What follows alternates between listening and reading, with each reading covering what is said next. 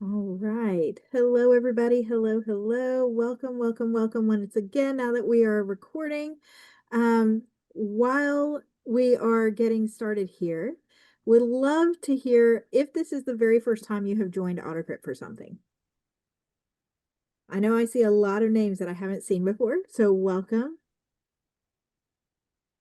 Where's our first timers at? Hey, everybody. Awesome. So we got a good mix. First time and not the first time. So my name is Katherine. I'm a member of the AutoCrit editing team. I'll tell you a little bit more about myself in a minute. And as I said, we've got Becca on the AutoCrit team who's on. We have Kat on the AutoCrit team who is on. We are going to try to make this as helpful to you guys as we can, while also picking the absolute crap out of my book that is going to be coming out in October because it desperately needs it. Before we dive in, though, I want to make you guys a promise that might sound completely insane. And I'm nervous, but here we go, okay? By the end of today, you should all know exactly how I fully edit a full-length novel in just 24 hours. And hopefully be able to replicate that yourself to some degree. I mean, now let me just say right off the bat, we don't expect everybody to be able to do this at the end of today. We have something that we're going to talk about later on to try to help get you to that goal. I have been doing this many, many, many times, but I have a deadline looming, and I have a book that is coming out in October. And the power of deadlines just puts you in the position where you got to edit stuff from time to time. So I wouldn't recommend trying to edit a book in 24 hours if you have never edited one yourself. But today I'm going to walk you through the things that I do that have made this possible without sacrificing quality and while remaining in full creative control of my work. I do not use any form of AI that writes or rewrites any portion of my work for me. So you can just breathe. I wrote every single word that you're going to see today myself with these little fingers or dictation. And I am going to be editing it the good old-fashioned way with my brain and some help from my AutoCrit tools that I've been using for many, many books. So with that, let's get going here. So who am I? We're going to start there. My name is Katherine D. Graham. I'm a USA Today best-selling fantasy author and editor and pitch coach under this pen name. I have a couple other pen names which write different things, but this is the one I am most known for. My most acclaimed book is a standalone epic fantasy called The Vow That Twisted Fate, and that's the one that I wasn't expecting to get all the traction that it got, and it kicked everything else off. The Vow That Twisted Fate is a 5-star reader's favorite. It's got its indie reader 5-star approval. It's got the Next Generation Indie Book Award fantasy finalist on it. The book that I've sold the most copies of, hands down, is Splitting Dawn. It's the one that made me a USA Today best-selling author. And then Oracle of Life, which is the Lord's Gambit series, is a close second in sales. I write a variety of fantasy, but I specialize in editing fantasy, sci-fi, and all other kinds of fiction as well. So the tips I'm going to be sharing today are not going to be necessarily genre specific. These are tips and tools that you can take and sort of adjust and make your own. I have been writing since I was a little kid. I wrote my first books on like construction paper with crayons. But I have not been publishing all of that time. I actually became an editor first and a book reviewer first, and did that for a while for people on the side, and then had this crazy idea that maybe I should try self-publishing my own piece because I have worked with presses and I knew my books were too niche to get picked up by a big trad publisher. And so in the last several years, I've helped over 40 authors now get signed for traditional publishing deals with their books. But I have also had great success self-publishing, because if you can find your niche, you can be very successful in this genre or in this market, whether you self-publish or go that trad route. And the glory of learning to self-edit is you can then self-edit and give your agents or presses polished books. And if you're going to do this as somebody who wants to self-publish, this can save you time and money to learn how to do this process effectively. So very happy to get into my newest book with you guys today. Now, I know with so many new people on, you have probably heard all kinds of misconceptions about self-editing. And so we're going to pull a few of these things up. And I want to see you guys raise hands, send hearts, chat in the comments, if you have ever experienced any of these. Editing takes months.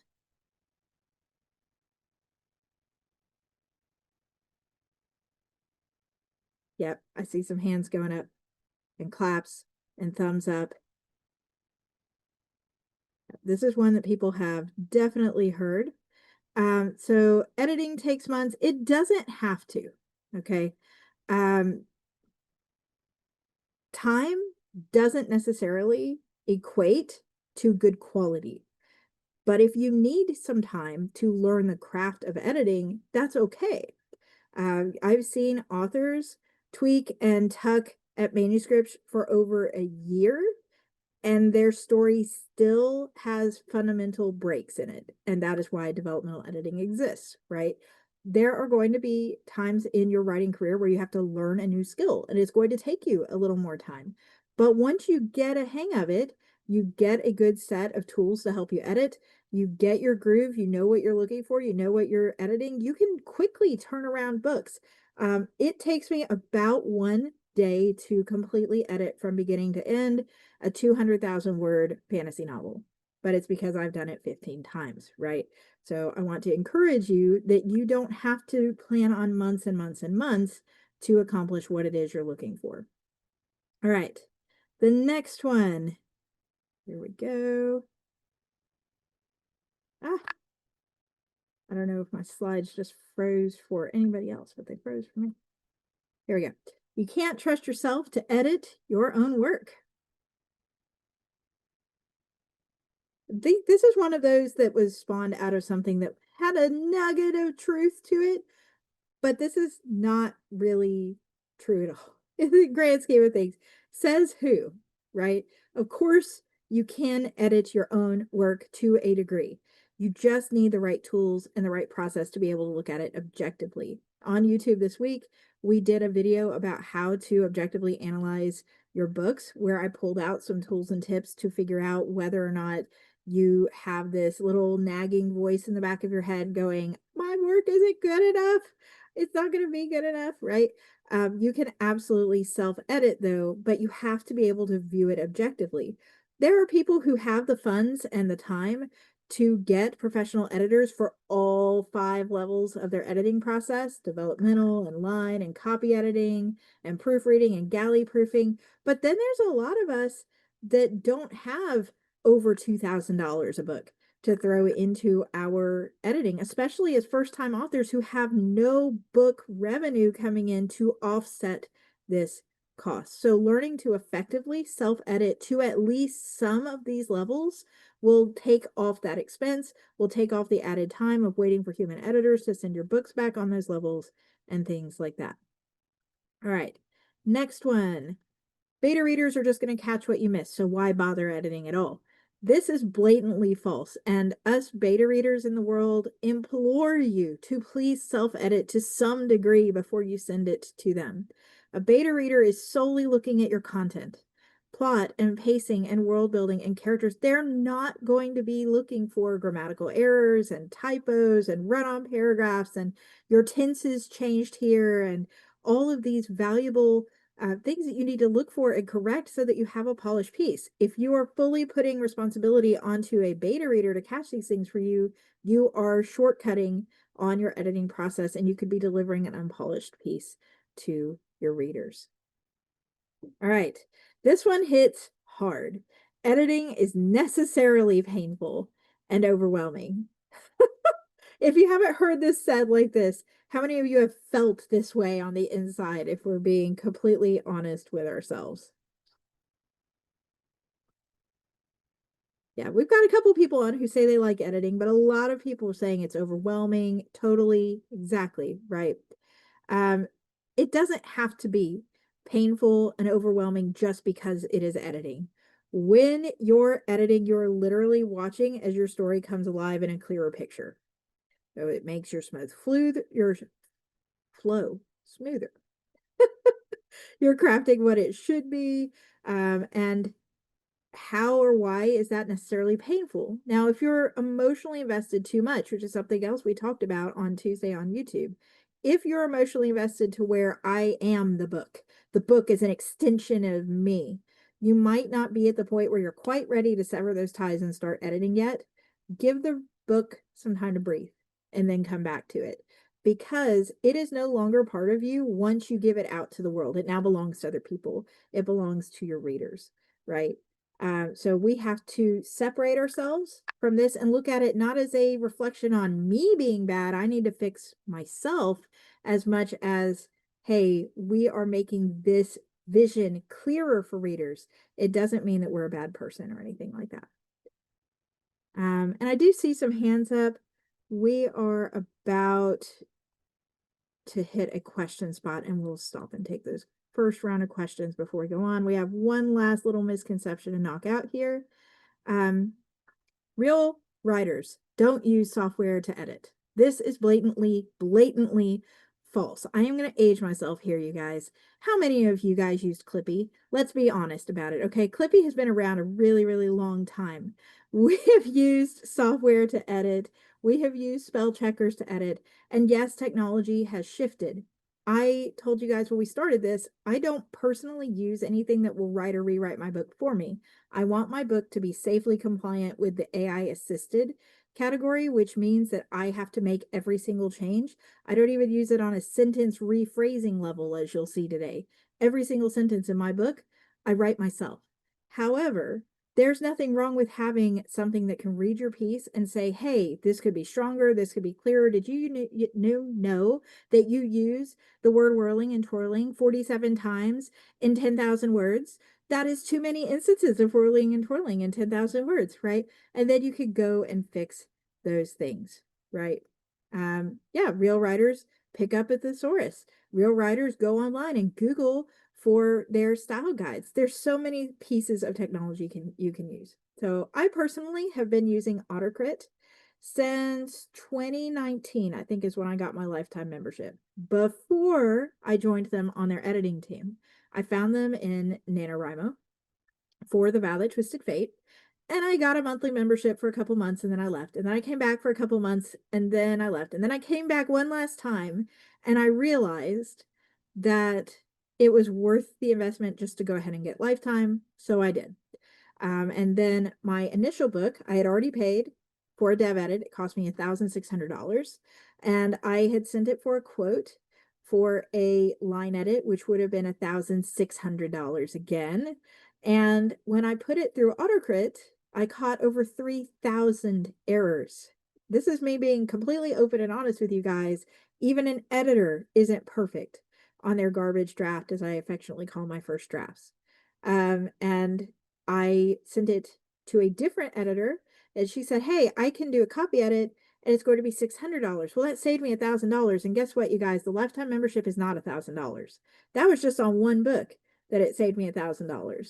Then the next book, I only needed the copy edit. I didn't pay the dev edit.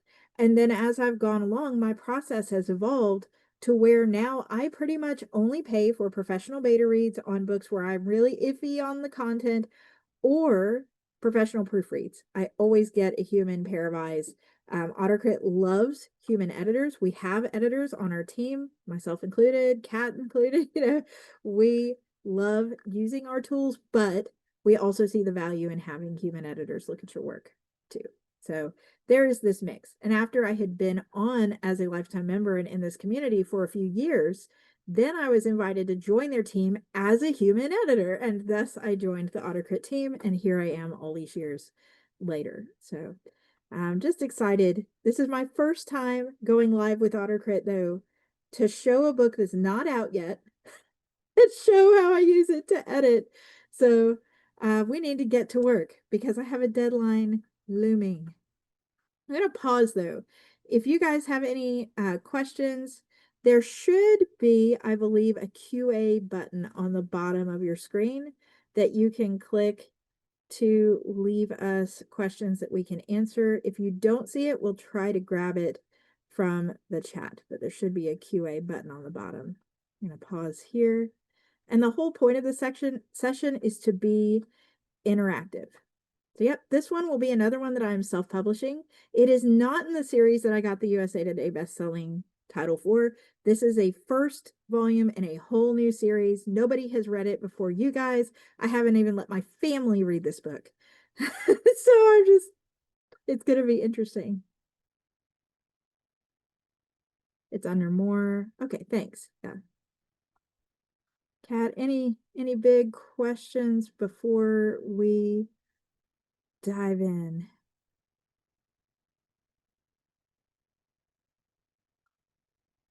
Let's see. I've got some in QA. So what does a proofreader cost?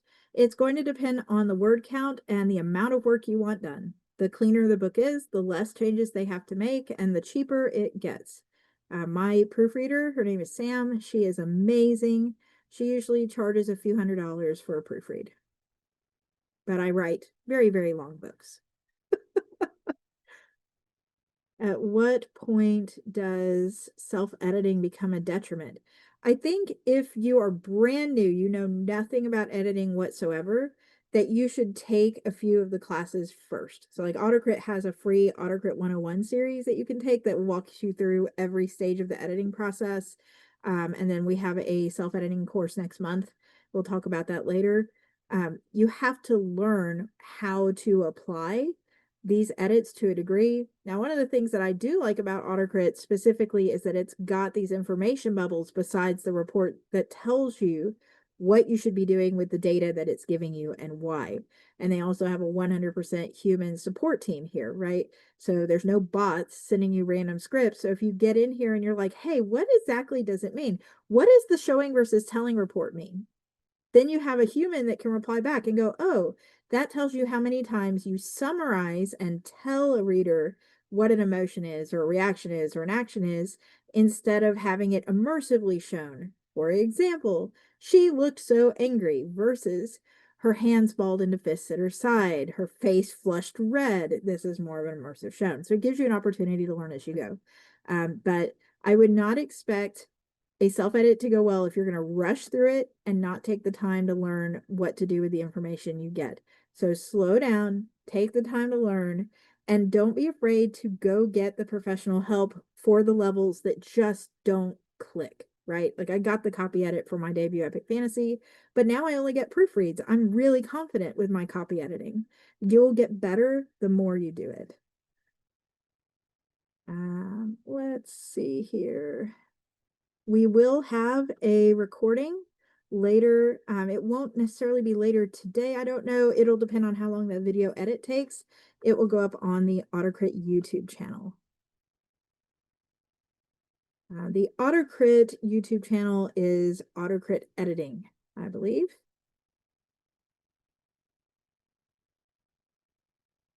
All right, more nonfiction scientific-based books. You're used to using EndNote. AutoCrit is not affiliated with EndNote in any way. We're not really affiliated with any of the other editing softwares. So I personally can't speak to EndNote because I haven't used it. I have used a lot of other programs though. If you can export out of that program as a docx or a .rtf or a .txt, you can bring it into AutoCrit and you should be able to edit with it just fine there. All right. If we're all good, let's shift gears. Let's talk about, shift gears, pun intended. I didn't even realize it. Got too much steampunk on the brain today. Let's talk about what we're going to be editing. All right, this, friends, is within the Clockwork Vault. It has been just lingering in the back of my idea nest for a while. The first draft, as I affectionately call my garbage draft, is a little light for me. This is a 155,000 word rough draft instead of a 250,000 word rough draft. The subsequent novels in the 5-book series will most likely be much longer. And it probably will end up being shorter when all is said and done, because I tend to overwrite in my revision process, which I have a feeling a lot of people do if you write epic fantasy. And so it's probably going to come down to less than this before it goes out to press. Right now, it's about 28 chapters long, and it is a first person present tense in theory. It is supposed to be first person present tense. I know for a fact, because I was skimming over the file to bring it in today, that there are some third person moments. I write books in third person omniscient, third person present tense restrict or past tense restricted, and first person, depending on the focus of the story. And initially, I wasn't sure if I wanted this to be a plot focused story or a character centered story. So I wrote in both third person past tense for my plot focus and then first person present tense for character, and decided about halfway through that it needed to be first person. So the point we're putting in today is going to have to be fixed. It's coming out in October 2025. I love how Kat is just cracking up over there. You're gonna see the full on, my raccoons will be happy, my full on garbage draft today. I do not have pet raccoons. I have 3 cats. We call them our raccoons because they have to dig through and find the gold in my garbage draft. Why do I call it my garbage draft? I affectionately call my first drafts garbage drafts to take off the load on myself, because I am a perfectionist. And my perfectionism was keeping me from being able to write, keeping me from being able to edit, and getting me stuck in what I call analysis paralysis, because I would want to rewrite the same thing over and over and over so many times that the book would never actually get done. So calling it my garbage draft takes all that pressure off, because I just have to get the book down. The story has to just get done. So I can breathe and go, you know what? It's okay. It's not perfect. It's just the garbage draft. I'll fix it in post. We have stickers in our merch store about fixing things in post with our little Novel 90 emu. That is like made to a core. Today is the post. Today is the day where you see it in action, you guys. The raw version. It is fully unedited. I have not touched this at all. It is not even organized into chapters yet. You are going to see the whole deal. So I wrote this as a pantser. That means I have no outline, and I have no idea where this is going to end up going. I started writing a story and thought, hey, this sounds good. And the only thought I gave it at all was third person or first person. And thus we have the mix. So yes, we have to get this done. It comes out October 28th. The pre-order is already up. People are already getting it. So it has to be done. Let's do it. Right. Going to share my AutoCrit. Dun, dun, dun. All right, here we are in AutoCrit. I understand that this may be a lot of people's first time using AutoCrit. So I'm going to start with just saying, this is not a just AutoCrit demo. I do actually have to get some editing done in this 2-hour stretch on this book. So I am going to try to give you a little bit of an overview, but there is a lot of tools available here, like AutoCrit 101, that series, as well as articles here in this help bubble that you can click and scroll through to learn how to do things with your book. If you have questions, we have a 100% human support team here, so you can message in. All right. On the hub, this is the main dashboard. You might be tempted to just throw your book in out here on the quick start link, but I'm not going to start there. We're actually going to go over to the writer's desk, because I want you to get a picture for how the writer's desk works. I live in the writer's desk. I have hundreds of files here. They are organized by series. You can see I made one for Clockwork already, and they are organized by type of editing done. So the first thing we're going to do today is upload the file. I wanted you to see what it would look like if you were bringing in a file from outside of AutoCrit. So I've downloaded it, and I'm going to re-upload it. I do write almost exclusively in AutoCrit now. I lost a full-length novel that I had outside of AutoCrit. The file was corrupted. My backups were corrupted. I had to rewrite the entire thing. And so I've shifted here to doing the online version with AutoCrit, because it is next to impossible to lose work here. So you could do it here and have your files safe and secure. And then you could still export them out, email them to your friends, to your family, and go, please don't lose this file. Save them on your Dropbox, wherever you need them to keep them secure, right? But if you are not in AutoCrit before, you will want to bring your file in order to write and edit. So I'm going to click Upload File here. You can upload your file as a docx, an RTF, or a .txt file. That file does need to be unformatted. If you've never taken any editing related classes with me before, this might be new to you. Please don't waste your time formatting before you edit. You're going to have to reformat it after you edit, after every single edit, because you're going to have to fix widows and orphans, which means putting your trailing words on the bottom of the correct page instead of just having one word by itself at the top of another page. You're going to have to fix your indents. You're going to have to fix all of your font choices. It's just a huge time saver to wait and do it all at once. AutoCrit has built-in formatting tools. I have used them. I gave them a try for an ebook that is up on Amazon, and it looked great. And it was way easier to use than some of the other ebook tools that I used. If you're not looking for a very heavy image formatting tool, AutoCrit is a really simple one. You set it up with a click of a button and it automatically does everything. It indents everything. It puts your font sizes the way you want them and all of that. So don't format before you put the book in here, though. And my cat says hello. All right. So I'm going to grab this file labeled within the Clockwork Vault garbage draft and upload it right there. Now, as you can see, here it is. So there are a couple things that I need to do to get started here. The first is remove my preamble. Preamble is front matter, anything that is not the actual book itself. So I've got my title here, I've got the series here, I've got my copyright information here. And yes, I do pre-register my copyrights before I show my books to any human being. Here we go. So this is the actual book itself. Now, I'm a pantser, as I said before, and I write because there's a scene that sounds intriguing. I'm like, yay, that sounds great. But I'm writing scenes out of order. I don't write chronologically. So the first thing we have to do is tell the system what the scenes are. These are temporarily going to be our chapters. And then we have to reorganize them into some semblance of sanity. And when I do my books, I like to break them up in beats. So I have a 9,000 word beat that is supposed to be the opening of this book. That is what we're going to see here in this excerpt, and we're going to correct today.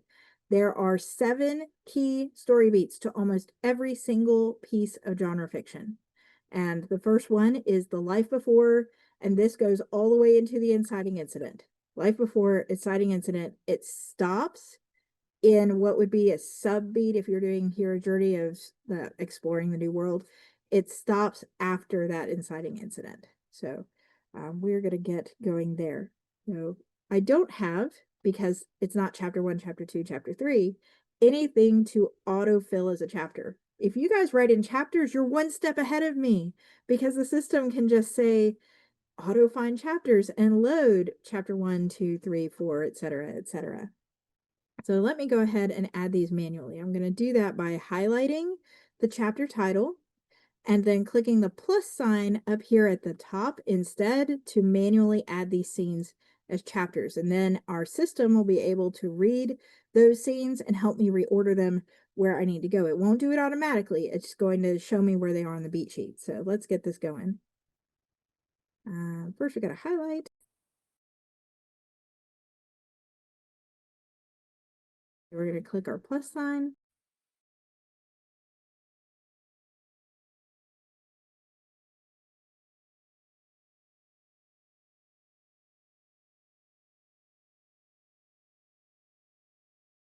And then we have our chapter saved there. So you can see the vault store. Now, right now it says that that's 9,000 words because that's the entire file.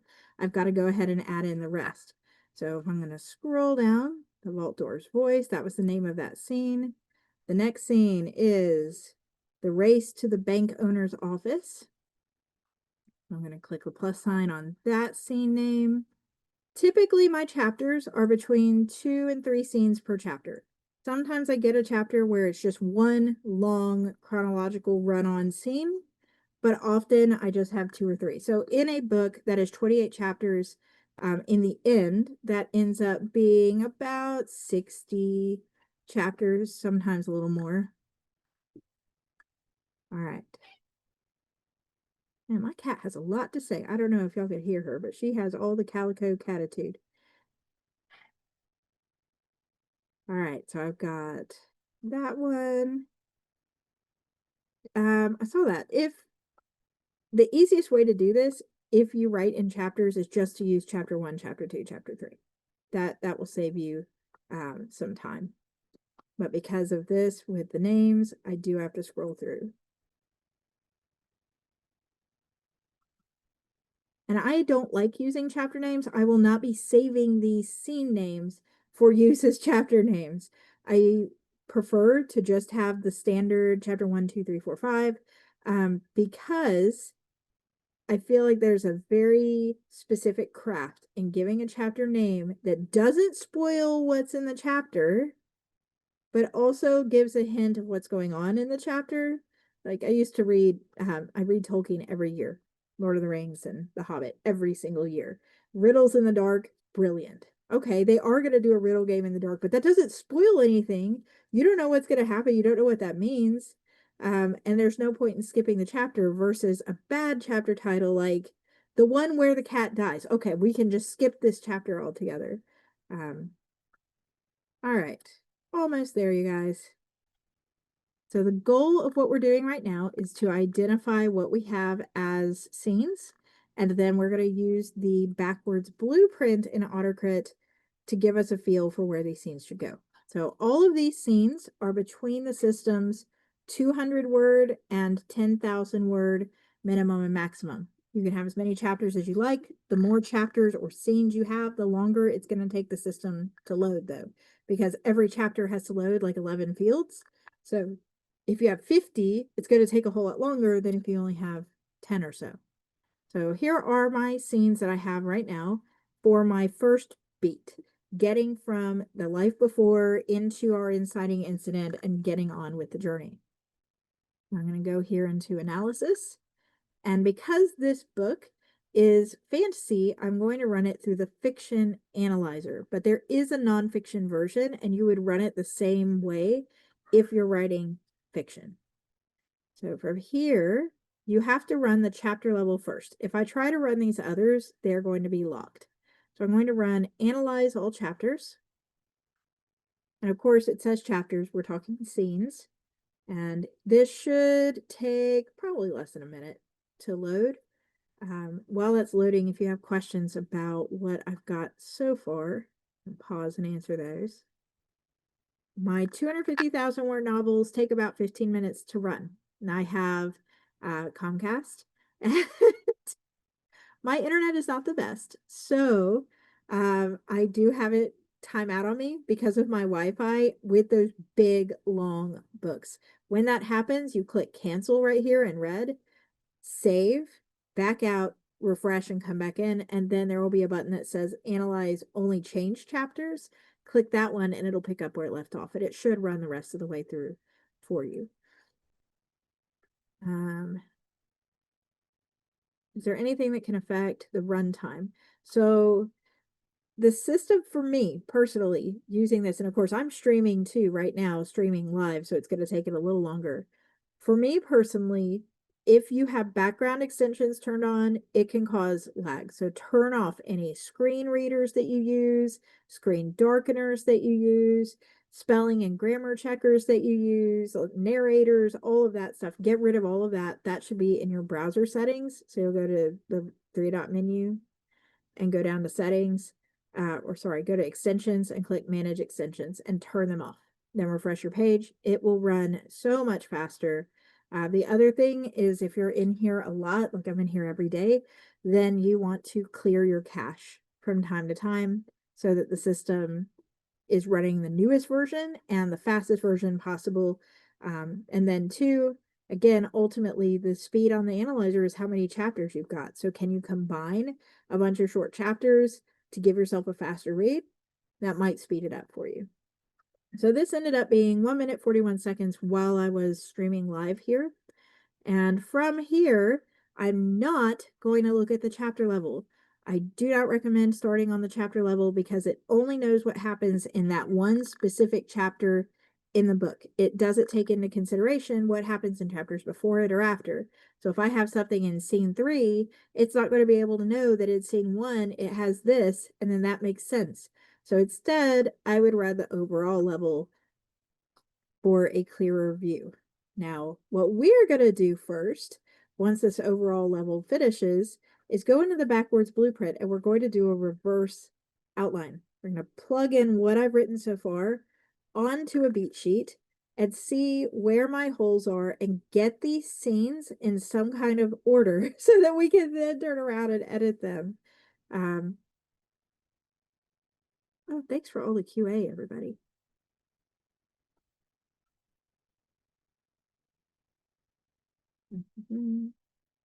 Okay, so here we are. Got my overall tab run and my chapter level run, and now I'm going to the backwards blueprint, and I'm skipping straight down to the beat sheet. Now before, I told you guys I wasn't sure if I wanted this to be a plot-centered story or a character-centered story. If it was plot-centered and I was keeping it third person past tense, I would run it on the plot-centered beat sheet. Instead, I'm going to run it on the character-centered beat sheet. And I'm going to click this little arrow that says generate based on my text. What this does is read the text that you have so far and tell you in which scenes these things take place. And that then determines what I need to move around where. So, okay. I have probably down to this arrival at the new world. It's probably the last that I've got.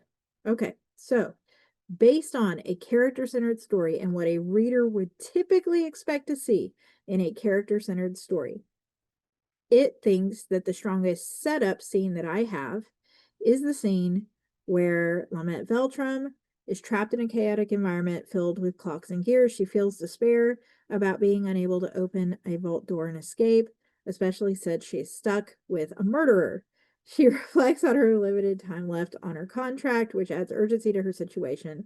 She longs for freedom, but doubts her chances of survival due to the lack of basic necessities. As she navigates the surreal world, she encounters Iraves, an automaton who offers guidance. All right, so one option, if I was going to use this for a character-centered story, would be to then go over here and go, okay, where is she? Inside the vault, right? That right now is the last scene that I wrote. So if I drag this to the top and go to it, I can read where this picks up. Chemicals akin to sterilizers burn my nose. And now we're getting into this. Now, I'm not going to use this as the first chapter because this is technically where she goes into the new world. And this is where your decision making based on your genre expectations comes into play. This is why I had us run the overall tab and not just the backwards blueprint. The backwards blueprint is great for pinpointing what you have, but it can give you different feedback depending on when you run it. It's supposed to give you a slightly different opinion every time you run, just like a different beta reader would give you a different opinion every time you run. The current opening is a little slower. If I open in this scene with Inside the Vault, it has great story questions. I immediately have an immersive scene setting level of description. I have this mystery bringing in readers. I have this followed up by the standard description of the locale. It's completely empty, darting back out into the hall, the grime and mist and mechanical breathing return. This is all hooking stuff, could propel them forward. And I could see how this could be a setup for the story. Now, if I shift this to plot-centered, and I run the opening image, and I run this glimpse at theme, and status quo and setup, I'm going to get a different recommendation, right? So here we have theme stated. So the theme of freedom versus oppression, because she's an indentured servant in this opening.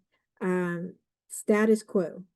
This setup comes first. So if I was going to use this, I might set up something a little different. I might actually shift around to where she earns her freedom. And now this is chapter 1, because that is sort of what a reader would look for in a plot-focused story.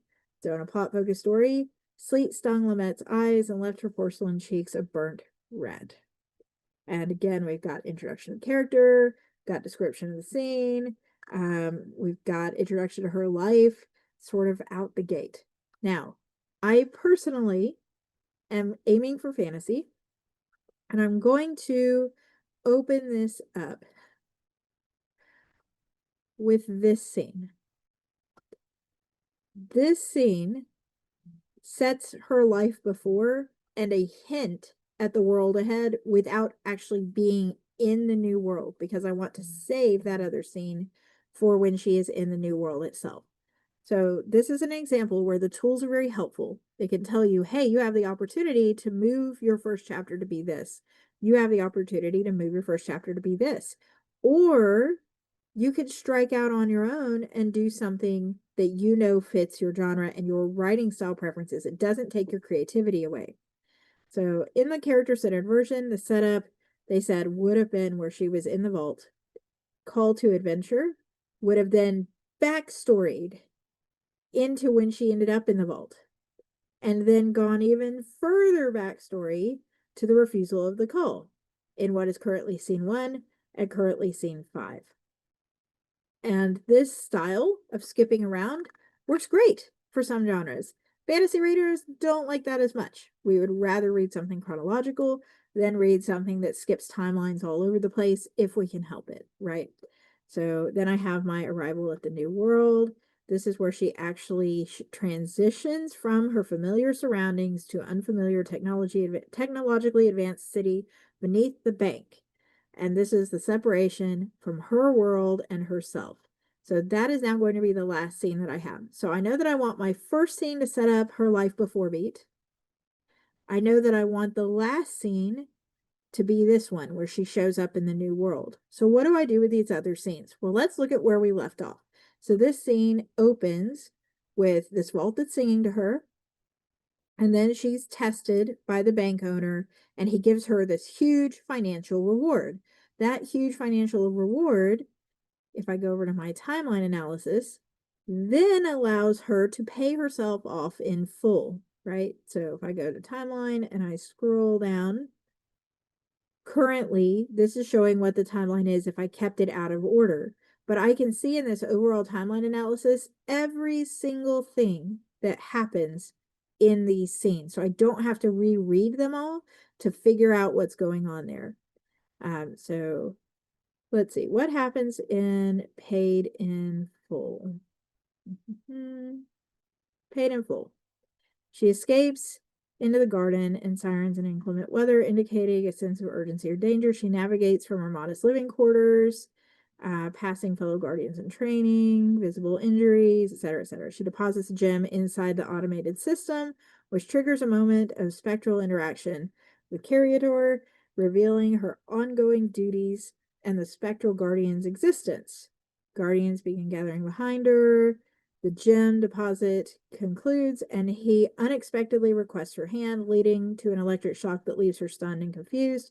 She notes the mysterious marking PIF, Paid in Full, on her hand after the shock, signaling a new, possibly ominous development related to her identity or future. So first, we showed her life before. She was working for the Elven Bank Guardians. She gets tested, she gets a giant sum of money, and she's been saving up to buy her own freedom all this time. Then it makes logical sense to then have her go and immediately deposit that money, because why would a woman in her shoes carry it around everywhere? So I'm going to have this go next. So this scene ends with this possibility about her future. So now what else do I have? All right. So if I look through here and go to, this is my story. So you have an idea of what you write in some of your scenes and chapters. Her parents are arrested. What happens in this scene? The protagonist notices a group of children and young residents whispering about her mark. So that scene picks up where Paid in Full leaves off. That would be a great place to merge the two. So I have her being tested by the bank. She gets her gems. She pays herself off in full. She gets this mark. Family arrested scene opens with the kids talking about how she is now paid in full. And the protagonist attempts to revisit the ghost to seek confirmation. And then over the course of this, the automatons come to arrest her parents. And so if I scroll down more to see where this scene leaves off, the mother retreats into the room. The protagonist runs away, attempting to avoid further conflict and possibly seek help or escape. So now I've got my paid in full on here. Her family's arrested on here. The race to the bank owner's office immediately picks up, if I remember right. I'm gonna have to look on here. The race to the bank owner's office should be the part where she tries to beg for her parents to no longer be arrested. There. So here we go. The protagonist notices an unnoticed automaton entrance in the dorms, going to the upper levels. She enters the floor. She encounters the magistrate, and then he makes a note about her release from the contract, which contrasts that. So I have tested by the bank, paid in full, family's arrested. She races to the bank owner's office to beg for their freedom. So guess what? That's going next. And then at the end of racing to their office to beg for freedom, I don't remember what she does. So I am going to have to go back over here. And I'm actually going to do a search real quick to find it. So she begs for their release, and the magistrate, of course, refuses because he's an antagonist. And then the scene closes with her contemplating the vault's song of freedom. All right, so we're setting up her going back to the vault, maybe. And this very next one, she begins packing her belongings in the dorm, preparing to leave her guardianship, and she goes back to the bank. So that's probably where I'm going to go next. This is attempted resignation. I'm going to move bargaining for freedom, which failed. Then she attempts to resign herself because he did offer her a paid position, which she didn't want to take, and then finds her colleague murdered. At that point, the Clockwork Vault door opens. She finds it open. She goes inside and then meets the vault door's voice that's been singing to her in the beginning.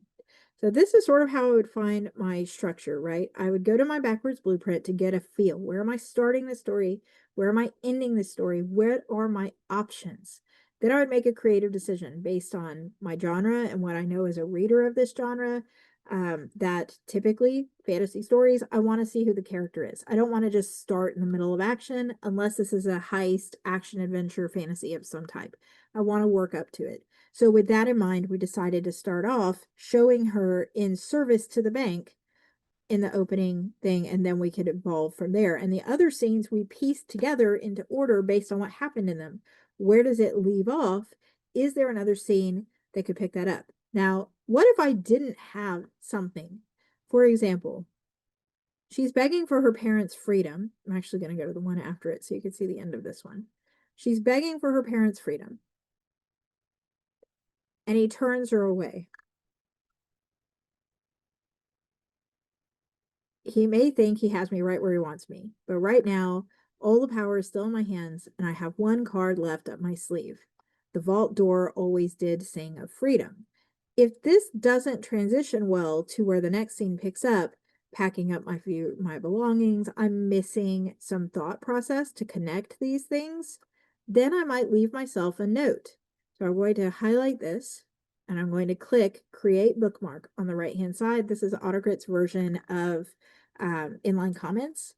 And then I'm going to click Untitled Noteboard, and I'm going to create a note for myself. And I'm going to say, transition, explain thought process for her leaving her parents to their fates. Because that's what it looks like right now. And this adds this in as a comment that I could come back to and flesh out once I'm done with the rest of the book, unless I have another scene that better explains why she was comfortable leaving. I don't recommend doing your revision while you're doing the developmental editing phase, which is what this is right now. We're working on finding plot holes, character issues, and all of that stuff, and then we could go back and adjust that information. All right. So what we've done so far is a reverse outline so that we could reorder our scenes. There's one last step here, and then I'll pause for a minute and take some questions, and then we'll move on with the actual developmental edit itself. How do we figure out what's going to be a chapter? When you think about chapters, you need to remember that there's something called the plot sandwich, which Kat came up with, and it is brilliant. So my hat's off to you, Kat. Typically, chapter sandwiches have specific purposes. You're going to open up the scene with a hook. And then you're going to have a moment of decision to be made, how somebody acts or reacts around that hook. Then you're focused on the consequences of said decision. And then you're left with more choices as a result of those consequences. And then you end on a hook to feed those people into the next chapter. So when I decide which chapters I am putting together, I am asking myself, how many or which scenes am I putting together into a chapter? I'm going to ask myself, what do I need to complete my chapter sandwich? Sometimes that's going to be one scene. Sometimes that's going to be multiple scenes. Now, this is fantasy, and we know that your exciting incident happens within chapter 1 most of the time. That's the moment the character's world changes. So, life before for this character is I'm serving the bank, I'm working for them, and I'm trying to buy my own freedom. Her world changes when she does buy her own freedom and she has her parents arrested at the same time. So all of that creates our hook into the new chapter, right? I have my inciting incident, the thing that changes at the end of chapter 1. So I am going to keep all the scenes building up to that point as chapter 1. So the race to the bank owner's office, where she bargains for her parents' freedom, in here is probably where I'm going to split this into a second chapter, because a hook happens mid-scene. That is the best way to get a good hook. You don't want to end with clearly tied up packages, or your readers could be happy putting the book down. You want to make them keep reading more. So I am going to start with this. I am going to put chapter 1 here. And I'm going to get rid of my scene titles. So chapter 1, paid in full is part of this scene. So instead of having a scene title there, I'm going to put a dinkus icon, which I like to use the little 3 asterisks. That's a scene break icon. It indicates a time skip, a setting shift, or a POV character change. So that happened. I'm going to go down to the next one. The race to the bank owner's office and her family arrested. So family arrested, same thing. We're still in chapter 1.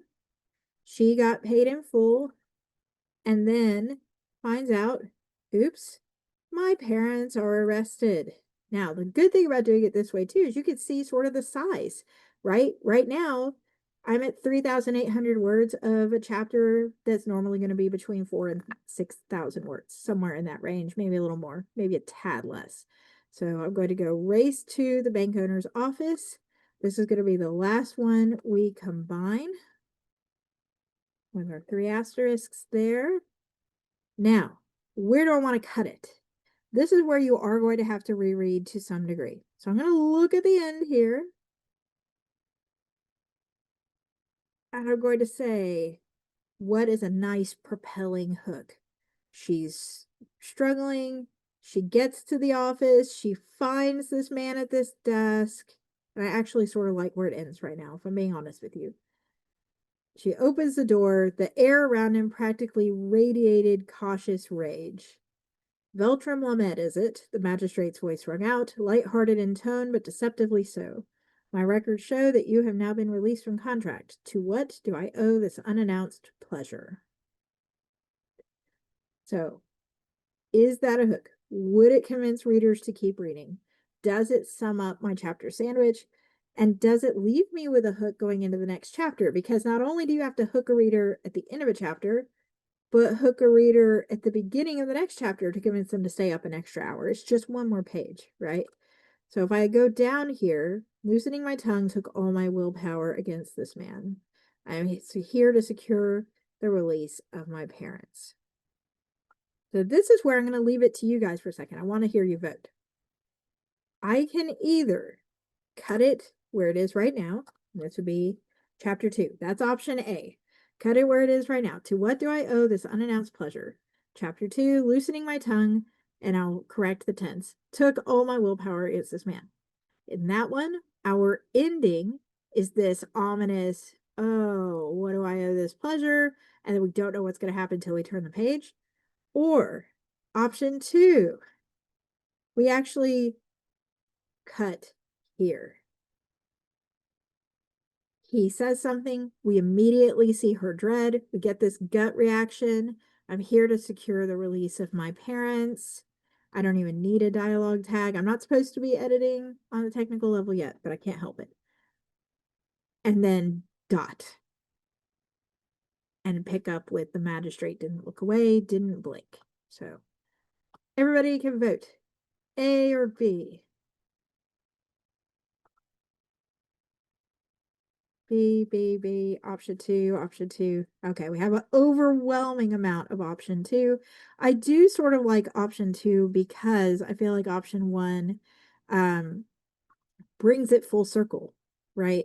Option 2 brings it full circle. Option 1 right now ends on his dialogue, but we don't have her reactions to really drive that narrative tension, that suspense, home to the readers. So instead, I think you guys are right. We're going to stick with chapter 2 here, and I'm going to highlight chapter 2 and add it as a chapter because now we end on tension. I'm here to secure the release of my parents. Will he give it to her? What's going to happen here? And then we still have that hook continuing. The tension makes you lean in. He didn't look away, didn't blink. He kept my gaze, and my eyes began to burn. I knew this game, though. I'd trained for it. I would not blink first. And this is a blinking game with deadly consequences. So, yes, all the tension, all the hooks. Who's going to blink first? Han blinks first. All right, so now we have chapter 2, okay? Now, that puts my first chapter squarely at 5,389 words, which is perfect. That's exactly where I want it. The second chapter isn't complete, but we weren't going for complete chapters quite yet. Right now, we're going for beats, right? We're going to edit developmentally based on beats when you have a work this size. You can run your whole book through, or you could do it this way. When you write in scenes, especially if you use a tool like AutoCrit, though, this can help declutter. So I have what I'm pretty sure is going to be my first 2 beats in this chunk of 9,000 words. The second chunk of about 12,000 words is going to be what takes her from her inciting incident through climax number 1. Conflict number 1, that internal or external conflict that drives her first big chunk of character growth. And that way I am combining scenes. I'm making some sense of what I've written in these little chunks as they come up. AutoCrit can absolutely support your book if you have more scenes than just the 8 or 9 that I had here, but just makes my process smoother.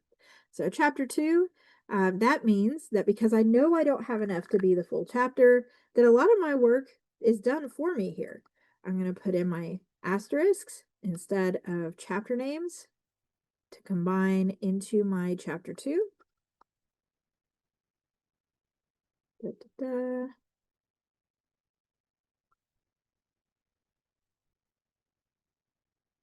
And then I can get into the actual developmental editing. All right, so actually really surprised with this. I told you guys this was my garbage draft. I might have enough to have 2 full chapters, with 4,200 words. If I add another one, I might be over. So let's see where this ends. So the magistrate didn't look away, didn't blink. He kept my gaze. My gaze began to burn. Blah, blah, blah. I know this game. Ending here. She's in the vault.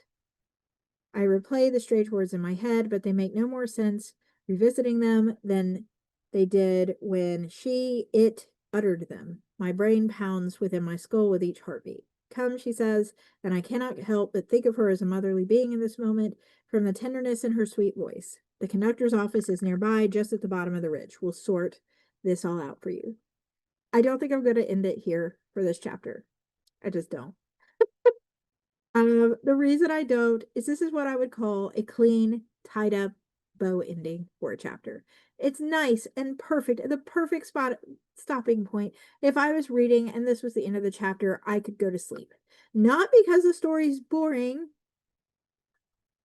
but because I have been reading nonstop and I'm super tired. So instead, I'm probably going to add the first half of the next scene to it before I wrap this chapter so that I leave them with that good, clear chapter hook.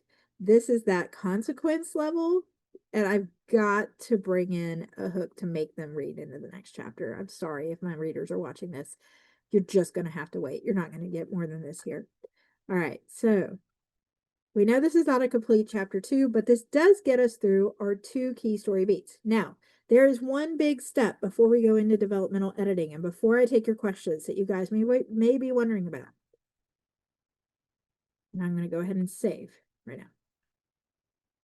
The analyzer right here on the right-hand side is looking at chapters that are no longer in the same order. It's looking at scenes that are now nice and neat and boxed into chapters. So what I need it to do is rerun, now considering these scenes as chapters so that I can get a feel for how it is flowing so far.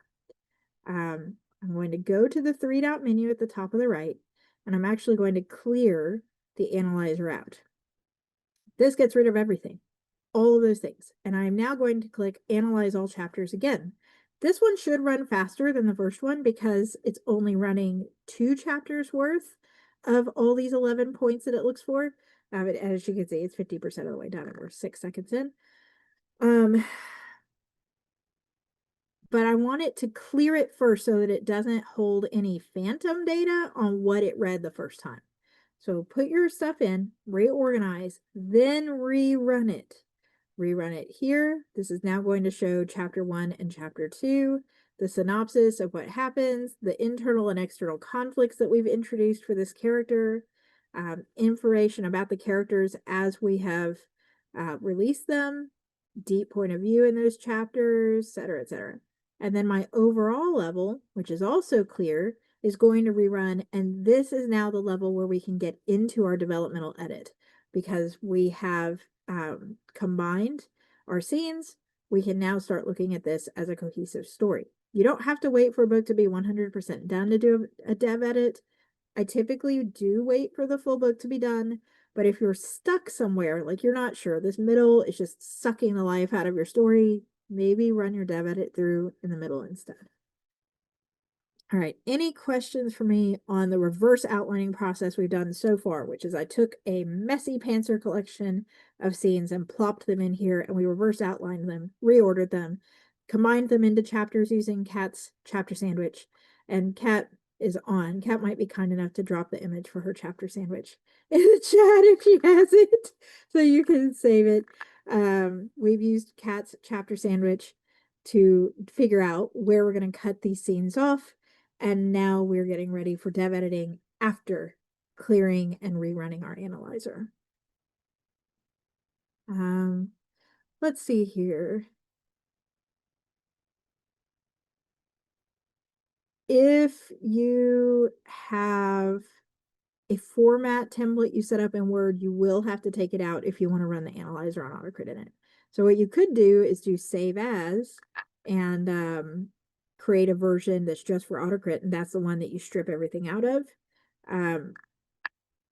Or you could wait to apply that style in future drafts until after you're done with AutoCrit, export it out, open in your Word, and click Style. Now, if you saved your format as a style in Microsoft Word, you should be able to strip the formatting out, put your file in, edit it, take it out, and your Word on your computer can reapply that style, right? So it shouldn't be a whole lot of extra work for you if that's what you've done. But no, and you guys saw my file. It has no indents. It's got italics. Anything you can manually type on your keyboard, like Control I for italics, Control B for bold, that comes through fine. It didn't strip out my italics or anything. It's just not going to be compatible with inserted formatting. So you highlight a chapter title and you make it a chapter heading. That's not going to be something that works as well, right?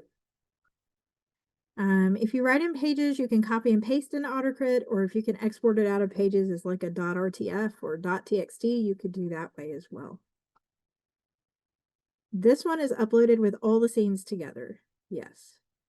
And then we reorganize them. And that's a great question. What if you get this going? So I have this going now. I reordered this, right? What if I wanted to add the second batch of beats? If I scroll to the end of my file here, all the way to the end, where am I? Da, da, da. And I put my cursor where I want to insert the next batch of things. There's an import button here on AutoCrit. You click it, and then you would click upload if your file is not in AutoCrit. And that is how you would drop the next file with the next batch. If your files are in AutoCrit, this is where you would go. You would find them underneath whatever folder they're currently in on, like this one, and then you would click the import button to drop those chapters in. So it can recombine it. You can focus on it that way.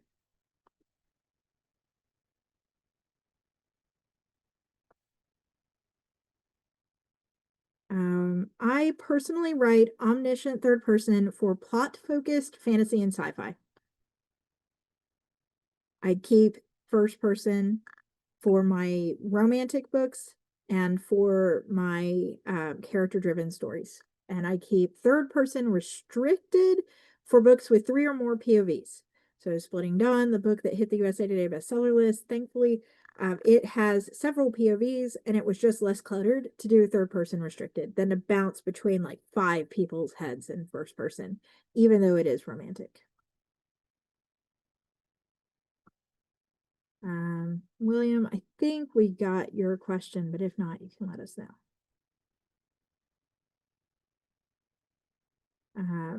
Overall, so right now, overall is giving me feedback on my initial 2 beats.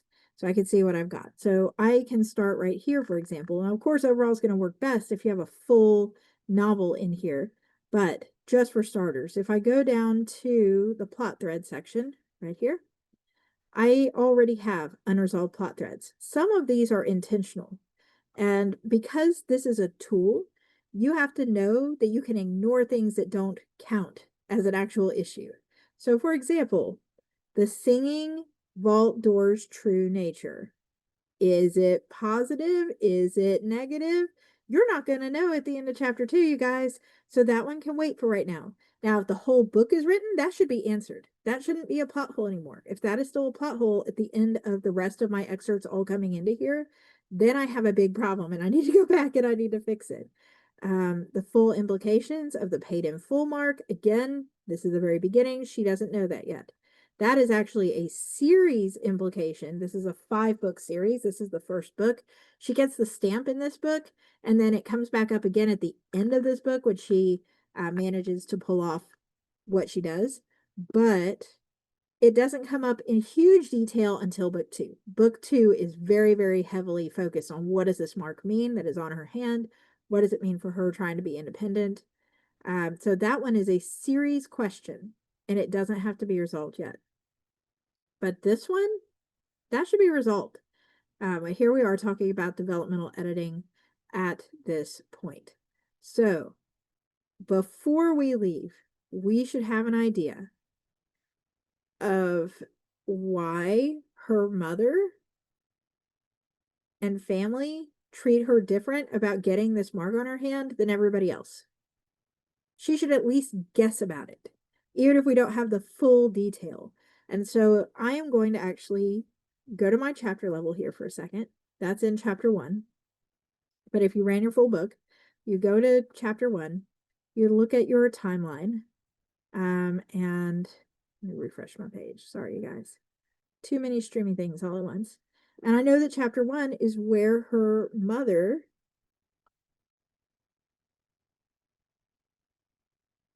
has this odd reaction. All right here in this scene. Her mother opens her door and all the color drained from her face. Why? Why does this make her so upset? So I'm going to click on my bookmark and I'm going to leave myself a note and put it up on my note board. And this time I'm going to say, pothole, mother's reaction. Why does her mother react this way to a mark that should represent freedom?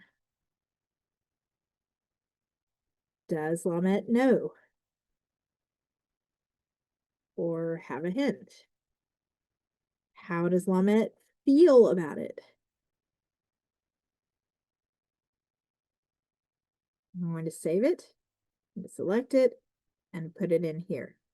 Now, this takes me back here so that when I go through the revision process for the dev edit, I can write out just a couple lines, not a huge info dump, just a couple lines about why her mother has the reaction she does to her child now having paid off this servitude that she has been under all this time. So when we go through on our dev edit level, if you watched AutoCrit 101 today, you saw this. This might be a little refresher. We're looking for plot first. The plot is the skeleton of your story. You can flesh out character relatability, you can flesh out world building, but the plot is what makes or breaks your story. So we are working on that level first. We're getting the plot points that are unresolved. We're making sure they're actually unresolved. And if they are, we're leaving ourselves notes to work back through. Then I'm going to look for theming. My theme right now, it thinks, based on what I've written so far, is the struggle for freedom against an oppressive legacy and existential cost of duty. Her journey is not only about breaking free from physical chains of servitude, but also about embracing her personal identity amid a labyrinth of institutional corruption and supernatural mystery. So here's examples that led it to think that way. Here's suggestions that I could make it more prominent, give some deeper backstory, utilize more symbolism, enhance my character interactions. These are all creative decisions that you have to make. Now, as someone who does pants, a good chunk of that one day, I told you guys I can edit a book in a day that I'm going to spend revising is spent on this. It's looking through going, oh, let's jot out a scene real fast. Someone asked in the chat how long it took me to draft this. I use voice to text dictation a lot, and that is how I wrote the majority of this piece. I can probably write about 1,500 words in a 30 to 45 minute stretch on dictation. If I do that twice a day, that's about 3,000 words a day. This book I started back in December, and then I took a break from it because life hit hard, and then I picked it up for novel 90. And since novel 90 started on June 15th was our writing phase kickoff, I've been able to finish the book and take it from about 50,000 words to 155,000 words. So don't hold yourself to the standard, though, of someone who writes very regularly and writes a lot in one sitting. Hold yourself to your personal standard. The editing phase and the writing phase is going to take how long it takes for you where you are. You don't have to edit your book in a day just because I can edit a book in a day. But what you're looking at in the editing is stuff like this. First, organize your story, then get into your plot, then get into your characters. So once I've figured out I've got this one plot hole to really flesh out here, I'm going to go to my characters section here. That's this tab. And I'm going to start running Characters. Now you might notice that there's a character section in the backwards blueprint, and there's also a character section in the analyzer. The character section in the backwards blueprint gives you a different level of view about who the character is that you've introduced in the story and what their wants and needs and fears are. You could use it if you're trying to just figure out what you've written so far and maybe brainstorm a little bit. When I'm ready to dev edit, I'm going to use this character section though, because it goes much deeper. Here I have the beginnings of a transformational arc. It starts in chapter 1, emotional conflict and yearning for freedom. The mark she gets is the catalyst. That's the inciting incident. That's the moment her world changes. And then that continues into chapter 2, which springboards her into the rest of her arc. This is the only the first 9,000 words. It's not going to have her complete arc, but I'm wanting to make sure that my character has a clear life before at the beginning, that at 25% of the way through the book, that they have their first moment of internal or external conflict that causes them to grow in one of these flaws areas. Characters grow because you take a flaw and fix it. Now, sometimes you take a flaw and you break it even more, and they have a reverse character arc, like Katniss Everdeen starts out sort of a decent person, absolutely shatters to pieces by the end of Hunger Games, versus Bilbo Baggins, who starts out this respectable, non-traveling hobbit and ends up somebody who loves adventure and friendship and has a greater appreciation for the world because of it, right? So 25% of the way in, I want Lamette to have her first big internal conflict. Then in the middle, she has to have something happen where she gets a glimpse at her obstacle, and that spirals her down into a dark moment of the soul, or I like to call it the humbling moment. That's about 70% of the way in. Between that moment and the climax, she needs to rally. She needs to say, this is who I am, perfections and imperfections and all, and I am going to face this as who I am right now. That evens out her arc, and then she has the resolution, who she is after the story. Every book should have character growth. They should all have a character arc. Then you have a series arc. So this is a 5-book series. The Lamette that we see right now is a different person. The Lamette that we see at the end of this book is a different person than the Lamette we're going to see at the end of book 5, when her world has turned 100% upside down and things are no longer the way they're supposed to be. So in this phase, I've looked for plot, looked for character development so far. I'm happy with where this is hitting so far, so I don't have to do that. And then I'm also looking for world building, which is going to be on the chapter level. I have a tendency, so I'm nervous because I haven't read this report yet, to not put world building in until the last minute because I get focused on action and dialogue. Now, in this book specifically, the main character hardly ever speaks because she's raised to do a silent job. So I don't have to worry about that as much. But it looks like I've got a pretty good description of physical locations, where she is. That means the descriptions are coming through on the page. Awesome. All right. So with this, we have our one key plot point that we're going to wrap up, but the rest of the 9,000 words looks more or less fine from a developmental level, and we're going to shift into technical editing next. This piece is quicker than developmental editing. It's the fastest portion, but it is going to take some attention to detail, so I recommend having some non-distracted time when you go through it. If you're interested, I do have on our AutoCrit 101 series a link to my personal editing order that I use the AutoCrit reports for, but we're going to go through that here. First things first, I'm diving into pacing. I want to make sure that I don't have any paragraphs that are super, super bulky for pages and pages and pages. In an average fantasy book, there would be 15 long-paced paragraphs in a piece this size. I have 19, and here are all of my current slow-paced paragraphs. So I can skip down through them and decide, do they really need to be that long? Something I recommend if you've never done this is shrink your screen. Let's see here. Trying to see how I can do it with the screen share. I might have to take it down and bring it back. Hold on, give me 1 second.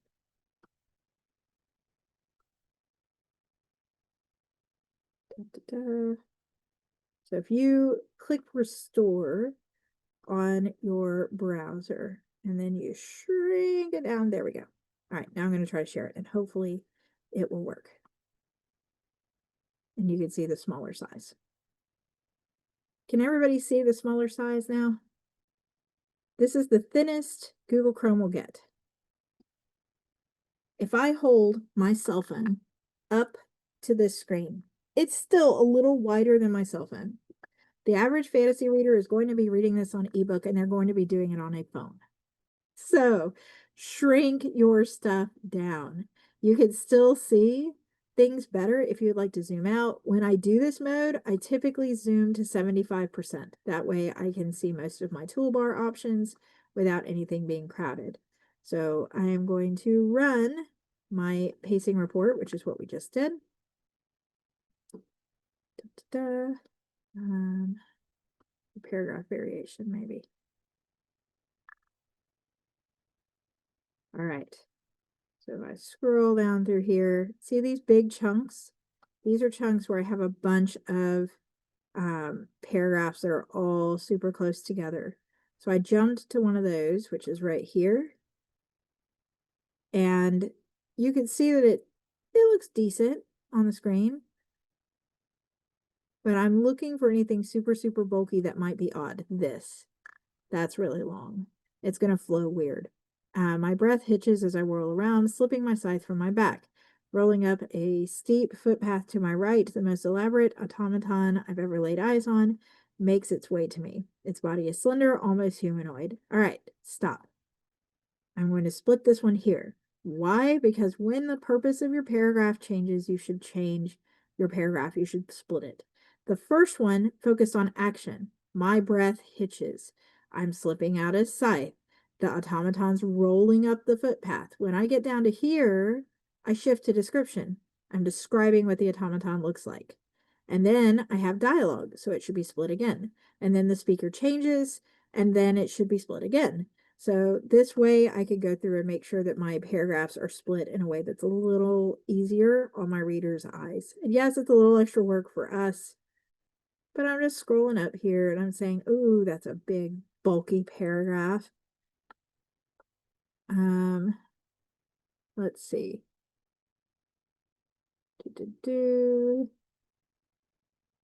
I think I can split it here where we shift from talking about the intruder to shifting to talk about the bank. The bank has one rule that everyone, clients and guardians alike, know well. It's emblazoned across each vault hall. Cross an open vault, which is not yours, and perish. Okay, reading down a little more.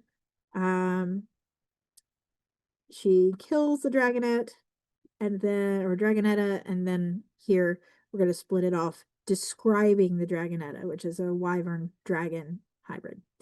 So we've got this here, and now this flows a little better. We have one long, 3 short, 1 long, getting some rhythm back.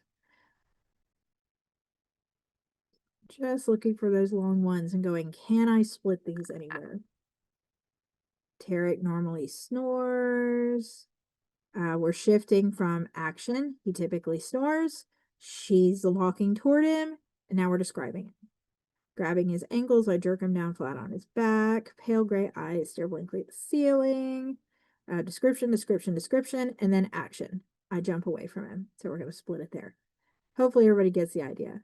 But pacing is one of those things. It's just a personal tick for me that I have to resolve. So I would go through this piece and split those things up first.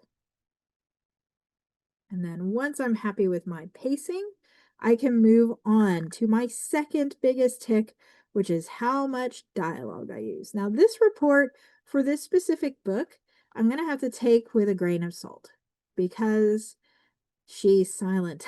So there's not going to be as much dialogue as there would be in an average book. Know your book. AutoCrit's reports that you're seeing right now, these editing reports for line and copy editing type things, are 100% algorithmic, which means that there is no AI reading these things. It is not telling you that this is how much dialogue you would have on average. it is solely looking at how much dialogue in quotation marks you have versus what another book this size would have. 27% of a 10,000-ish word story would be dialogue, and only 11.3% of mine is dialogue. Now, there's this little highlight dialogue feature on here, which makes it really nice if you want to toggle it on and tackle where you have dialogue as part of your pacing report. Anything highlighted in gray now is dialogue. And because I'm one of those people that tends to write too much dialogue and action and not enough world building, if you see a bunch of sections like this, where the readers are literally being told things by the character that wouldn't normally be said out loud, that might need to be shifted back to the characters and a little more into the narration, right? So he's boasting here. She's human, yes, blah, blah, blah. He's this long-winded elf dude. Okay, that's fine. Now, here, this part feels a little more just for the reader. The Clockwork Vault's owner was most specific, you see. Only the highest member of the Guardian may guard this door, blah, blah, blah, blah, blah. So, this section does not need to be dialogue. It doesn't. What I'm going to do is actually cut it right there. Actually, I might keep the UC on it. And then bring the narrator back in to tell us the prose that doesn't need to be said in the form of dialogue for the sake of readers. And that means it's going to be less flowery because the narrator's telling us instead of the character. But so something like, he was telling the truth. Only the highest graded member of the guardianship was allowed to guard this door for the life of the contract, and 5 years remain on it at this time, unless the owner presents himself to renew. The sum he paid to secure such a guarantee was gargantuan in truth, and the bank, as greedy as it was, wouldn't dare to breach it for the fees. Okay, so that's an example, dialogue that didn't need to be there. Looking for dialogue, and then looking for sections that don't have enough dialogue, right? Because this main character is mostly silent, a lot of this early stuff just doesn't have much dialogue in it. But if it was an average story with average characters, I would probably intersperse dialogue between her and this bank owner that's standing right there to make it sound more natural. Because if people are standing there together, usually someone's going to talk. So that helps a little bit. All right. We're going to shift from here into dialogue tags, and then I'm going to pause for a second and catch up on a couple questions. We will have a QA session at the end of the call, so I'm going to save a lot of these for then. But I did see a couple that I wanted to point out while we're talking about dialogue and pace. Here, I'm going to make sure that my fantasy tick of using saidisms, which are tags that are not said or asked, is fixed. You want to use said and asked the most because readers feel like those are invisible. They can't see them. They read them and they move along with their day. The others that you use should be used sparingly because they're used for emphasis. So one way that I've heard a teacher share this with me in the past, and I've shared it with others as well, is if it is implied that someone is talking in a specific tone, there is no need to write it on the page. For example, you're on this big battle scene, it's loud, there's noise, people are dying. If that is the case, you don't have to say yelled, shouted, and screamed on all your dialogue tags. We are going to imply in our own heads while we're reading it that they're yelling and shouting and screaming because of the setting. So just said is fine. But if it's outside the norm, someone grabs his friend's collar and jerks him down and whispers in his ear, you might want to call out whispers because that's not the norm, right? That is something unusual. So I could say, she grabbed him by the collar, she pulled him down. Don't go out there, he whispered. That stands out because it's not average, and that is going to bring that emphasis and that attention to details. So here I have says and said. That's the first one right there. Whoops, shifting into a different tense. But let's look at some of these others. 4 uses of the word whispers and whisper. All right. A faceless shadow whispered as Lamette passed by. Only about 8 or 9 years old. This one doesn't need to be whispered. There's no reason for that to be there. So I could just put says here. 8 or 9-year-old says, let me through. Why is she whispering? Because she's unaccustomed to vocalizing her discomfort. All right, I'll let her keep that one. Next, your room. This one is implied because she's standing there leaning against her, trying to be quiet. So in this one, I can just put says. Again, I don't need whispered for an implied whisper. This isn't anything new, you know. And then same thing here. I don't need whisper there. It's irrelevant. I'm going to take it off and change it back to say. Your songs. I say. And now I can rerun this report and it will show me, oh, well, now you use more said and asked. I've got 17 and 17, and we've got to keep balancing those things out. So I would work through my dialogue report to make sure that I have this balance to how many conversational pieces I have versus exposition that could imply world building info dumps and backstory info dumps. And then I'm going to go ahead and focus on dialogue with my dialogue tags, trying to keep to the average that a fantasy user would expect, more said and asked and less of the others. So now at this point that I'm 17 and 17, do I need more dialogue tags overall? Is there even dialogue with which to tag? Well, you can figure that out with that dialogue report we were running earlier. All right. A couple of the questions I saw about pacing here. I don't recommend using Dinkus icons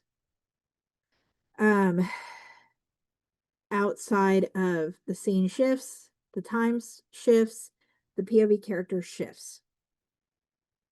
If you head hop mid-chapter, this Dinkus icon is important because otherwise how do we know that we are no longer in the same first person's head? The other was, should a new line be started with dialogue? And the answer is yes. Every time you have a new speaker speak, you should put a new line for that dialogue. And in this case, I actually should have this separated because this is not related to the dialogue.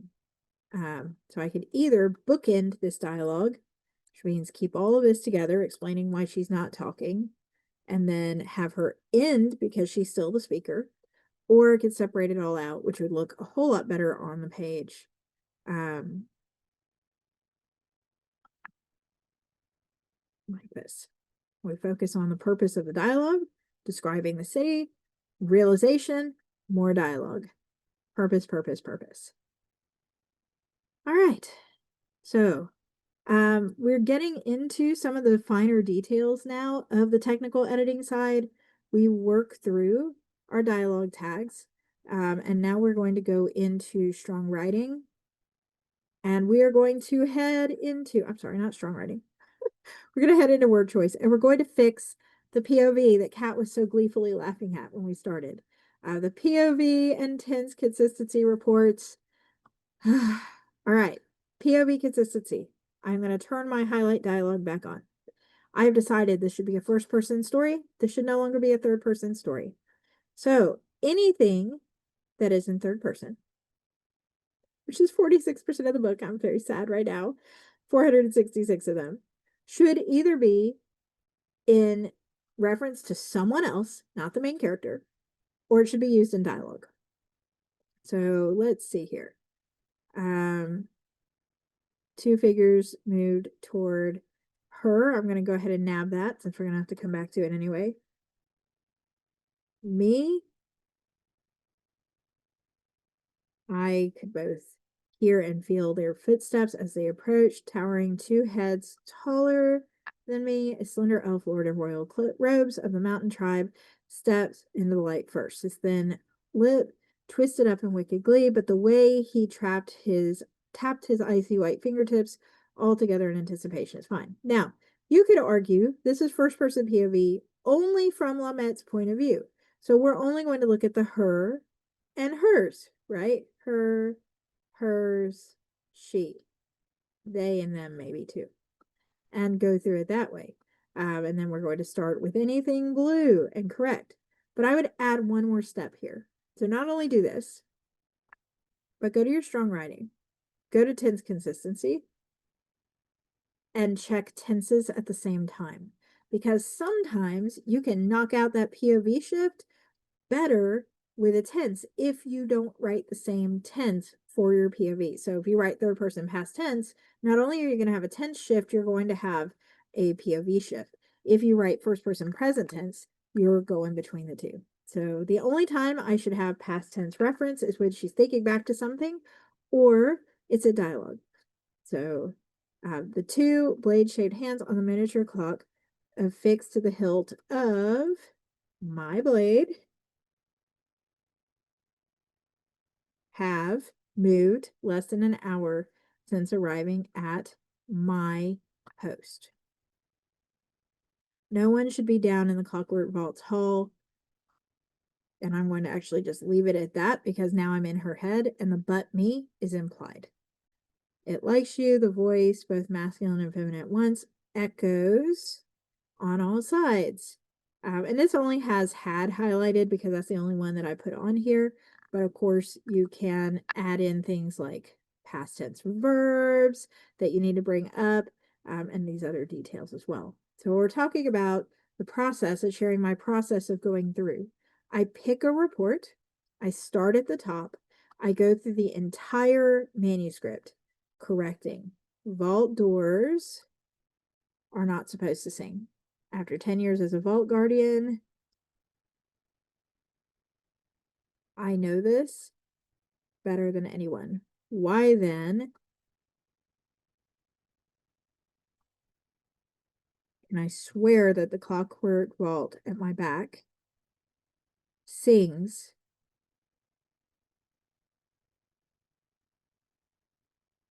I'm going to get rid of to her for the sake of the readability each and every night. So there's this aspect of working through your story that is going to have these read through levels, but there's going to be chunks of time where I'm in present tense. So highlighting everything makes it easy to see where you accidentally slip, right? So if I highlight all of my past tenses and I scroll down, I can go, okay, this scene is past tense. I need to fix it. This scene is not. Looks pretty good.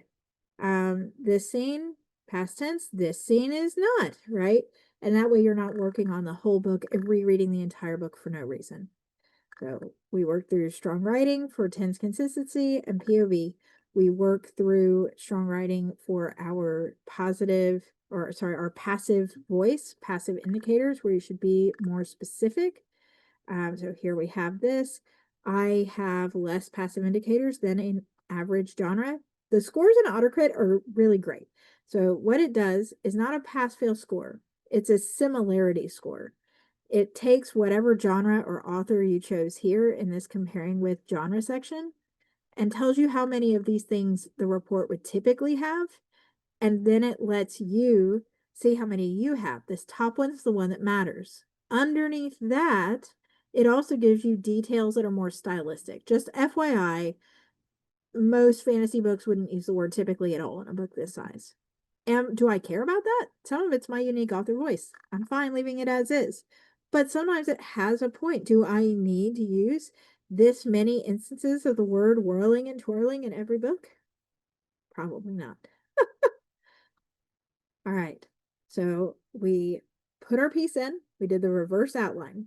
We organized our scenes, we created chapters, we did a developmental edit, we found our developmental and editing notes to revise.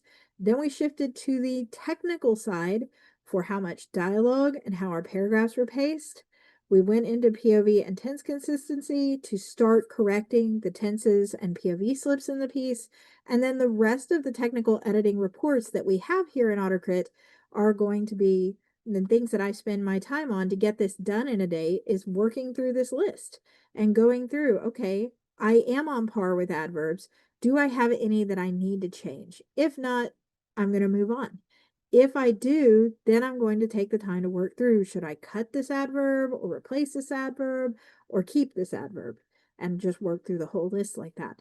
Once I'm completely done with all of that, the last step that I have going into an edit is using a couple self-taught things to try to proofread on my own.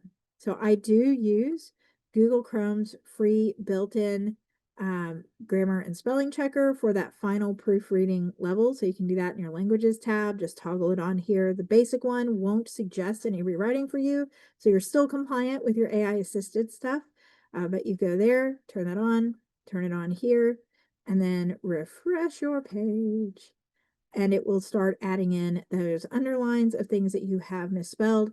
Of course, those extensions, as we said before, do cause some lag. So I don't turn this on until I am 100% done with everything else. Right now, it looks like this is mostly just names, which is fantastic. Divot, oops, misspelled the word divot. So D-I-V-O-T, but you could do a basic proofread just like that with whichever one you'd like. When you're done with that, don't forget to turn it back off or go over here to your AutoCrit screen and turn that back off. That way you don't have that lag. There's also a couple tools to help you pick up errors from an audible standpoint. So I recommend using, as much as we don't like hearing our works read aloud, trying it. AutoCrit has this editorial e-reader built into it. So I would highlight up to about 200 words, one standard page, and then click on the e-reader. And it's going to read the piece out loud. And you can hear errors when you do that you don't hear other ways. Then you fix it, you re-highlight it and play it again if you want to make sure it's clean, or you move on to the next chunk and highlight a couple hundred words of something else.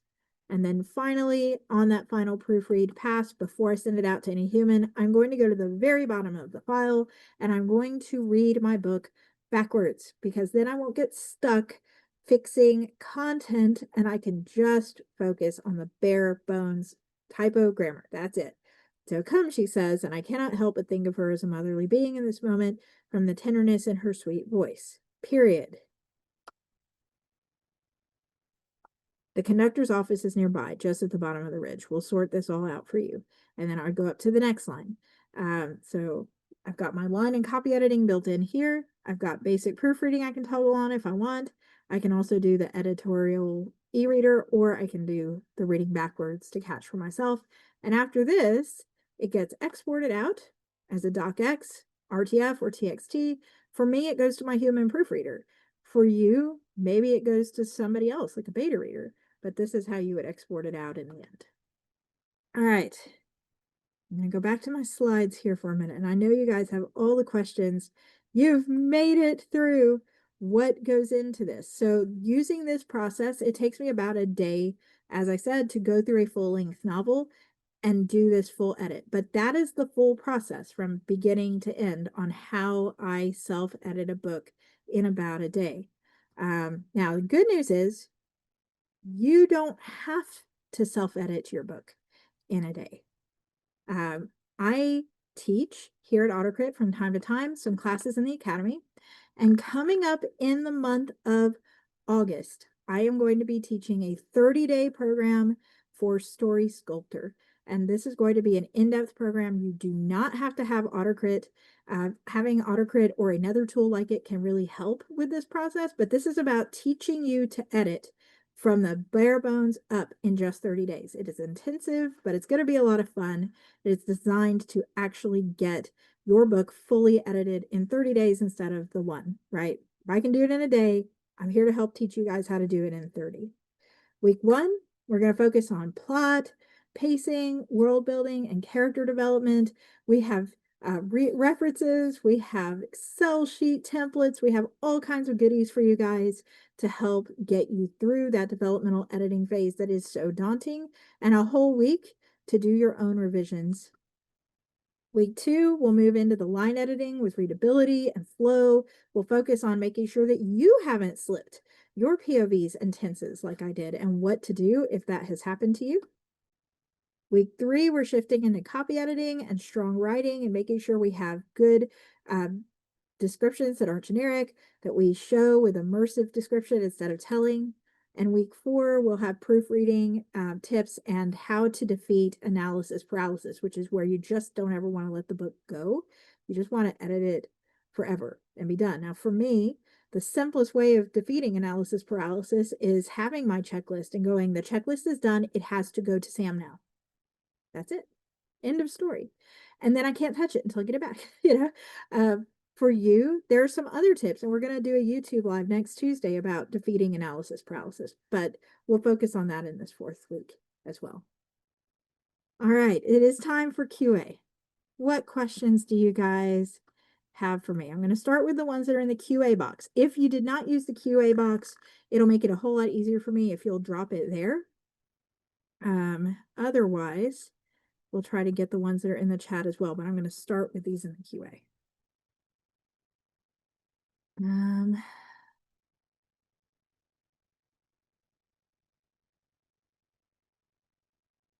That's a great question, Mathis. So you write in first person, which makes several of your action tags start with I. So you started using ing words for the first of the sentence, but now you're being told we can't use ing words. Does AutoCrit catch these? Yes, that's going to be in your initial sentence starters report. I'll show you where that is.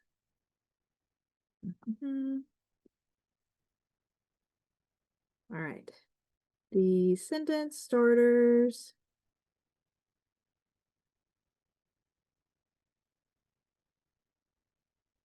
Right here. It isn't a problem to start a verb with ing. And you can also find some of these too in your passive phrasing underneath strong writing if you run passive.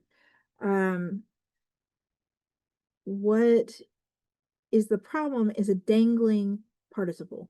So if you start your sentence with an ing word, you have to have a comma. And after that comma, the subject who's doing the verb should be the very first word. And where first person authors sometimes slip up is accidentally forgetting that that is what needs to come after the comma. Let's see if I can find one to show you in mine.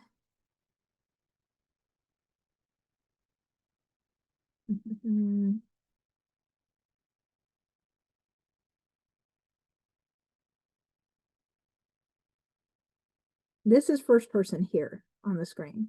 I try to vary it up to where I use very little action about this. Here's an example. Bracing my bare feet as best I can on the slick floor.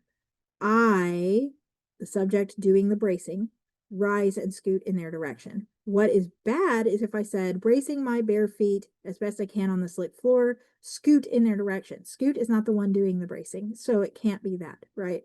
We want to keep it with whoever is coming after this comma should be the person doing this part. That way you have a complete sentence.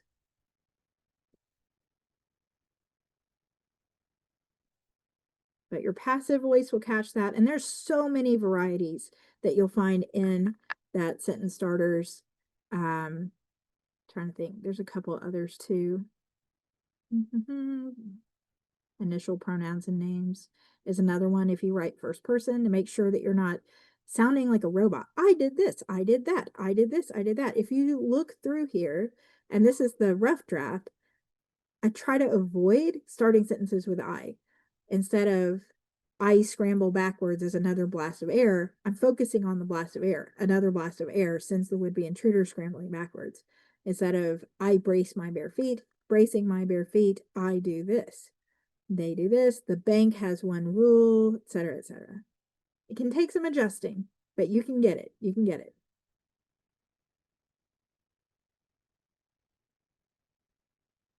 How can you set the format of opening and closing quotation marks or correct both in one shot? If you want curly quotes, if that's what you're looking for in the AutoCrit side, then what you would do is just write your book the way you want it. When you're done, click Control A and go to punctuation and click Auto Apply Curly Quotes. And that will shift it. Do I say previous iterations of drafts in AutoCrit? I do. So if I go out here, this is within the Clockwork Vault, right? That's the one we've been doing. If I type in within, you'll see that there are 3 files within the Clockwork Vault because I have been writing in this system for a while, and that's just the ones in these folders. There's 2 others down there in that bottom folder too. So I write almost exclusively in AutoCrit these days. That's where my files live. And every time I make a big change, I save it as something else. So this is the garbage draft.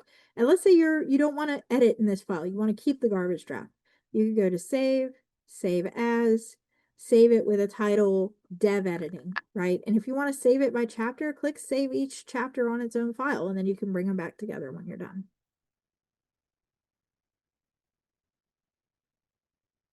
Do I rearrange chapters if you write in chronological order?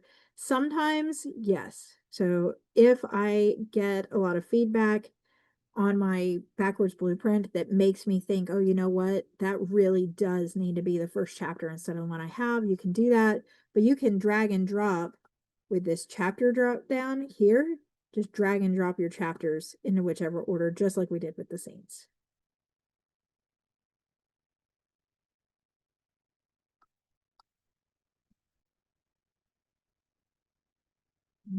Your editor wants to add the dialogue at the end of the paragraph that is about the speaker.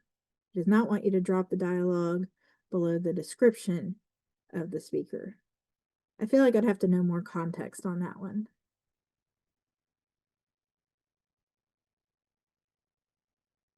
You were told by a beta reader you had more dialogue than story. What is a good balance, or is there one? I love this question. So this is going to vary by genre. Right now I have fantasy selected. So when I go to my dialogue report and I click dialogue, the score at the top of this screen is how much a reader expects. I'm under average. If you change this score to something else, let's say I want to change it to horror, and then I run that report, I'm going to get a different report or a different percentage of dialogue because every genre is a little different. Only 23% of the dialogue of the paragraphs would be dialogue in a horror. So I'm closer to horror here than I am to fantasy. So having a tool like this that could help show you the reader expectations could better clarify that for you for sure. From there, you then have to ask yourself, is this a book specific thing? Like my character literally cannot speak for most of the book? Or is this something where I just don't have enough talking and I have way too much narration, or I have way too much talking, I'm over average and I really do need to cut it back out, or expand the narration in between it to even it out, right? That's one you could do too. Great question. I always do asterisk or a tilde for my scene break. Spaces do not carry over on all of your exports, and your formatter is not going to be able to use spaces most of the time to help them format. There are some who can, but it's not very typical. So you need some kind of icon somewhere in order for your formatter if you're going to use one, or even in AutoCrit. Our formatting tools over here require you to put what you use as a dinkus icon, right? I recommend having something typed there. Because how to, if you accidentally space between a paragraph, that's not going to throw all your formatting off if you're relying on a space to equal your scene break. Yep, you can absolutely do a chapter number and a chapter name. That's fine. I would just avoid doing ones that are super spoilery.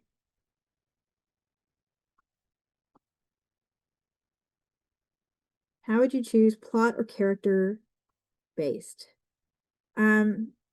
If the purpose of your story is to show us this mind-boggling plot, it's got all the twists and the stuff like Lord of the Rings, then you might want to go plot focused. If you have a whole lot of moving pieces, a whole lot of moving characters, then it might be plot focused.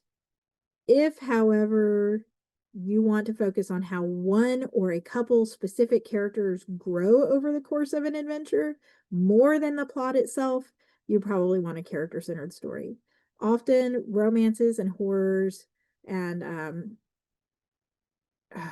memoirs, those are going to be character-centered versus sci-fi and fantasy, which can go either way. You can have this giant sprawling epic like Star Wars, which is going to be plot focused, or you can have this really deep emotional internal thing like Hunger Games, which is going to be character.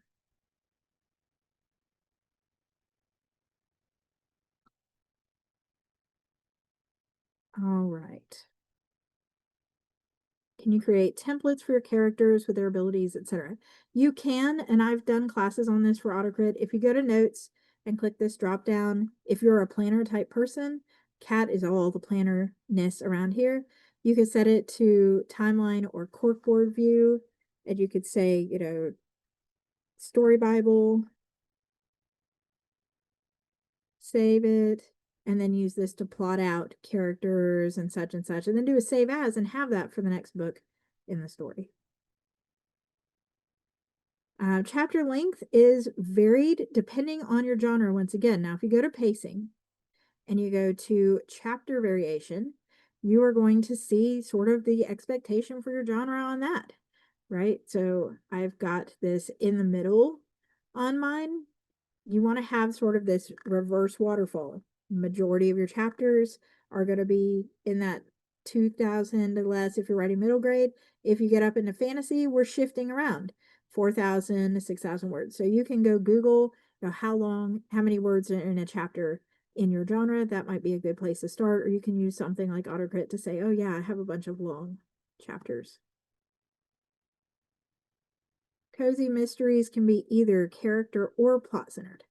Depends on where you're going to hang out. Almost every book only has a single point of view main character who's primary, and that's typically going to be the person that you introduce first. It's also going to be the person who grows over the course of the book and the person who has the biggest impact on the plot. So if you have a multi-POV book like a romance where you would expect there to be two main characters, the second character is not going to hit the same to the readers, no matter how much you wish. The first person we meet is the person who we're invested in, and whatever love interest walks in that door is who we're going to hope works out for them, right? You could literally trade that second person with anybody on the planet, and we would still want it to work out for the primary main character just because we met them first. So it will usually pull up multiple characters, but it's almost always just going to pick one protagonist. The rest are going to be relationship characters, support characters, distraction characters, depending on how you wrote them in the story. All right, so we're coming up on the end of our QA here. Kat, did I miss anything really big before we go back to the slides?